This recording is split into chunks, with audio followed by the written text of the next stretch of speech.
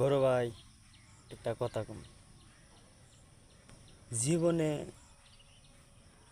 বন্ধুর কাছ থেকে বন্ধু বান্ধব বন্ধু বান্ধব ওর হাতে করো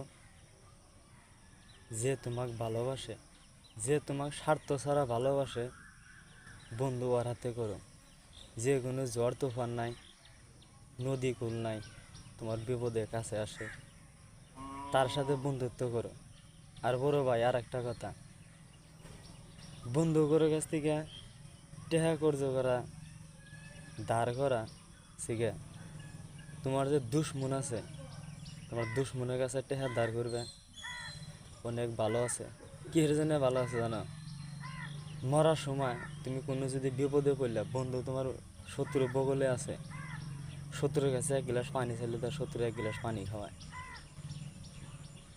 এই কথাটা